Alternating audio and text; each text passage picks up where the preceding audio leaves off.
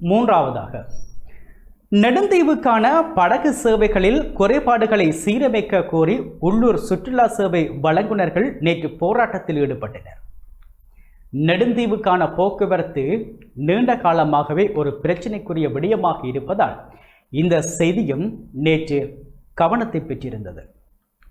நெடுந்தீவு குறிக்கட்டுவான் இடையிலான படகு சேவைகளில் தொடரும் குறைபாடுகள் பயணிகளின் போக்குவரத்தை மாத்திரமின்றி நெடுந்தீவின் சுற்றுலா பொருளாதாரத்தையும் நேரடியாக பாதிக்க தொடங்கியுள்ளன.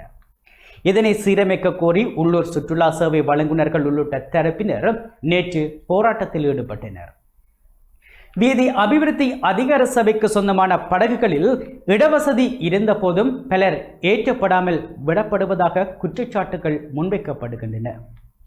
நேற்று காலையும் சுற்றுலா பயணிகள் உள்ளிட்ட பலரை நெடுந்தீவிலிருந்து அழைத்து வராமல் படகுகள் புறப்பட்டதாக தெரிவிக்கப்படுகின்றது. இதனால் பயணிகள் உரிய நேரத்தில் யாழ்ப்பாணத்துக்கு திரும்ப முடியாத நிலை ஏற்பட்டுள்ளது.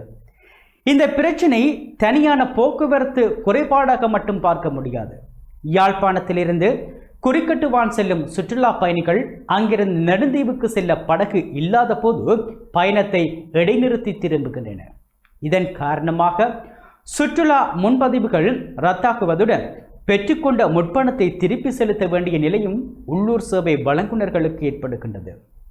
இதனால் சுற்றுலா வழிகாட்டிகள், வாகன சேவை வழங்குனர்கள், தங்குமிடங்கள், உணவகங்கள் மற்றும் சிறு வணிகர்கள் என நெடுந்தீவின் சுற்றுலாத்துறையை சார்ந்துள்ள பல தரப்பினரும் வருமான இழப்பை எதிர்கொள்ளக்கூடும்.